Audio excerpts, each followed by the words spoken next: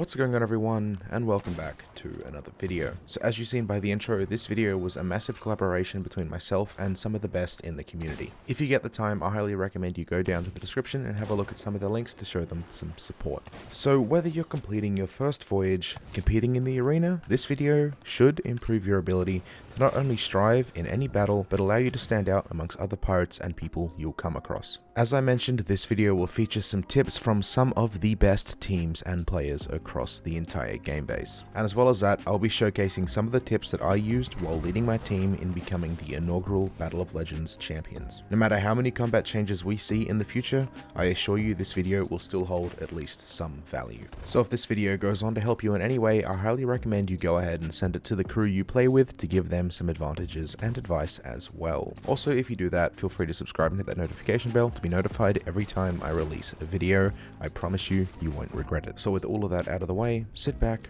relax, and let's get into it. So I'm going to break this down into some core elements, starting with the simplest things first. Let's go ahead and move on over to game settings. So if your sole intention is to PvP, you're going to need to adjust some settings to really strive. Starting with PC players, if you're not already running a low DPI and sensitivity, you should be doing that now. Lowering your DPI to around 600 or whatever feels comfortable to you within that ballpark, and putting your in-game sensitivity on 2 or near it will surely increase your accuracy. Obviously though, if you can go a bit lower or you're running a lower sensitivity already, feel free to keep it there because the lower the better at the end of the day. Although you will be lowering your sensitivity, you're going to want to go ahead and turn your ADS all the way up to 10. ADS is your aim down sights, just in case you didn't know. Taking these tips and moving it over to controller will yield you the same result as well, but don't worry about DPI as that is purely a mouse thing. Just in case you are wondering, if you want to know what DPI is and how to adjust it, essentially go ahead and type in the mouse you have on Google, then have a look. They should have some programs you can install to adjust your DPI from there,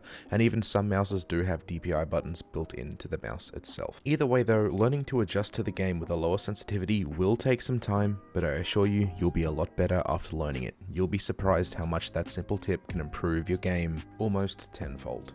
The next thing I want to talk about is your overall outlook to combat. So the reality is, at the end of the day, no matter how good you are, there's going to be times where you're not going to win a fight, and you need to know that that is okay. Going ahead and calling the other person who beat you or the other crew cheaters is not the right thing to do. The better approach is to go ahead and take a look and accept that you were defeated. Analyze what you did wrong, work out how you were bested, and improve on that. Automatically being salty and blaming other people for your loss is not the way to do it. Taking some responsibility for your loss is always a great thing to do. That way you can step back, look at the bigger picture, and realize where you went wrong. Don't worry if the people who killed you start being toxic about it. At the end of the day, that says more about them and their lack of maturity than it does you.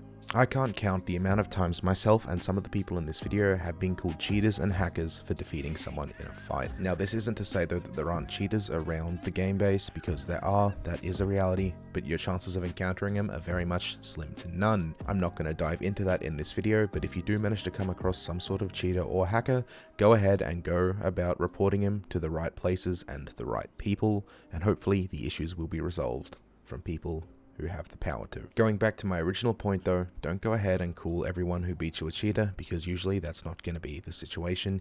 You've just gone ahead and been outplayed, and there's nothing wrong with that. Analyze it, learn where you went wrong, and practice getting better at it. Sticking away from gameplay settings and attitude outlook, we're going to go ahead and talk about some things you can do in game that are very much situation based, but will surely improve your ability. First of all, the key one is never stand still when in combat. Whether you're using a blunderbuss, a blunderbomb, a sniper rifle, a pistol, a sword, or whatever it is, don't stand still. That will only leave yourself open to people coming to attack you and get the best of you. Learning unpredictable movement is likely one of the best things you can do in the entire game. If you're trying to avoid a bullet, don't go ahead and run in a straight line. Alternate between running left and right, and maybe even adding some jumps in there. Being unpredictable is the best way to dodge some bullets and make it harder for the person attacking you to track your movements and take you down with a couple swift shots. This also does work the other way around though. If you're finding someone is running in a very unusual motion, don't try and work out where they're going to go next. Focus on tracking the target itself. Also, before aiming down the sights, try and set it up so the person you're aiming at is generally near the center of your screen. You don't want to find that when you're looking down your sights, you see a distant island and a kraken waving at you if there's a fight going on the middle of your ship. Generally, line up the location of the enemy you're fighting and go ahead and aim down sights once you have done that. Even if you are using throwables, before you even set up the throw, make sure the enemy you're looking at is roughly in the middle of your screen. Although things like blunderbombs and firebombs have a very large area of effect, it's still a good idea to try and aim for that direct impact no matter what. Fundamentally, at the end of the day, ADSing should be about making precise corrections, not finding yourself the target you are looking at. Moving on now, I have some of the best advice from arguably one of the best players we have at this current moment. Also, credit to TartTee for giving me the clip I'm using right now for this part of the video. So a lot of people in the competition like to board ships early and expose themselves once they are on board. If they're lucky enough to get up to the front of the boat, they will try and 1v4 around the bow, ultimately making it harder to sink as well. It helps a lot to be patient and board after putting cannon pressure on an enemy, and then use the captain's quarters of the boat to juke and jump around in order to heal and remain unpredictable. Allowing your team to control the ship rather than you being a piñata at the front of their boat is always the way to go. At the end of the day, when you are fighting competent crews and you're in a situation like that, working together as a team is going to be far more effective than single-handedly trying to wipe a team by yourself. This clip here is a perfect example of what a team looks like when they work together and work as one big unit. And this is nothing against the people who was going against. Those people are very skillful in their own right, but this is an example about how sometimes slowing down the pace is the best way to go and can lead to the ultimate victory. Moving on now to my advice I have to give everyone, and it's definitely the advice that allowed us to become the first inaugural winners of Battle of Legends.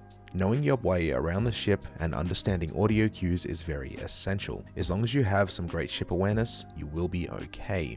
For example, learning the spawns on each boat is very essential if you want to go ahead and get out of a spawn trap or put someone in one. Staying on your toes and understanding what's coming next is sometimes half the battle, and it will definitely make all the difference. So this video has featured some tips of some of the best players around, although this isn't to say these are the only things you can do to improve your gameplay. I have to acknowledge there's many other things you can do that can improve yourself that may be slightly more effective than what I've taught you, but this is everything myself and the people I've worked with have put together. So as I mentioned before, please go ahead and check out the people that made this video possible, because without them, this video would not have been made. Their links are down in the description. So if you guys have enjoyed this video, feel free to leave a like and show your support, as it really helps out the channel. If you'd like to see more videos like this and just gameplay videos in general, please feel free to go ahead and subscribe and hit that notification bell. That way you can be notified every time I upload a video. If you do have any advice you would like to put in yourself to enhance this video, please post it down in the comment sections. But remember, you have to keep it respectable and clean. We will not tolerate anyone who is being offensive or aggressive to other members. At the end of the day, we all have valuable opinions, and they don't mean less because it came from someone you don't particularly like. So anyway, with that being said, thank you all for watching. Huge shout out to Just Streaming, P7 Hippo, P7 ZNRT, and TartTee for making this video possible. Stay safe, and I'll catch you all in the next video.